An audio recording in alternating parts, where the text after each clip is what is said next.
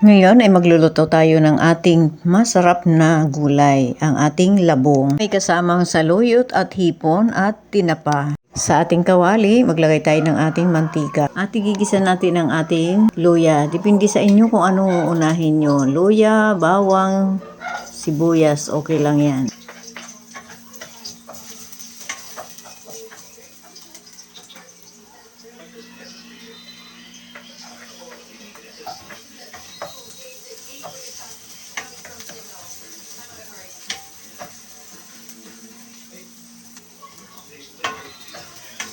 Na to, pag lumabas yung kanyang aroma, ilagay na natin ang ating tinapa.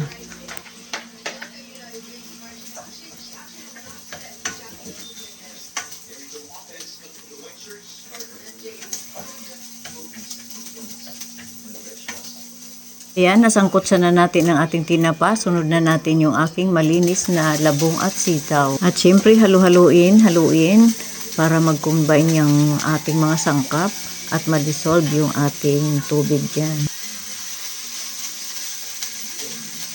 At pag ganito na, ilagay na natin yung ating gata. Marami-rami yung gata ko kasi kailangan natin iluto ito ng medyo matagal-tagal. Kaya na rin ako ng panimpla, asin. Natin 15 minutes natin mailuluto. At lagyan na natin ang ating paminta.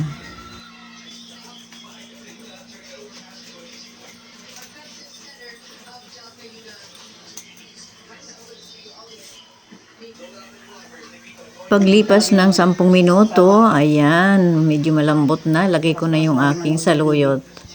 Haluin natin ng haluin ulit para ma-dissolve yung ating saluyot.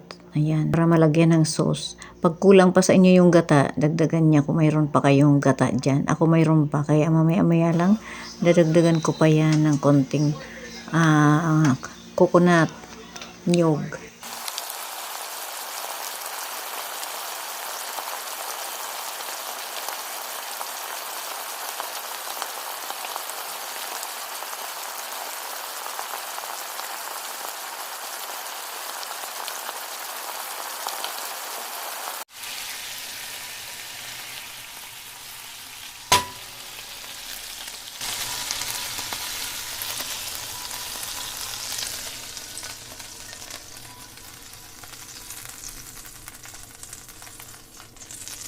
Ayan, luto na. Ilagay na natin yung ating hipon.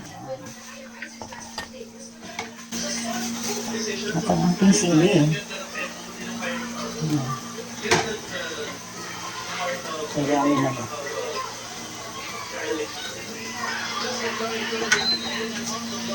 Tikman natin, siyempre. Kim.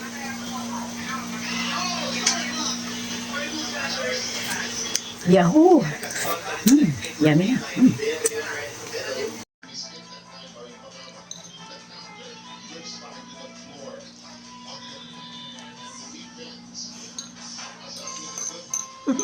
Nauna na ako sa kanila.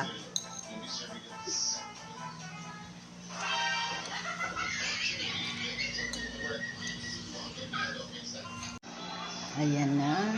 Kain na tayo. Diba?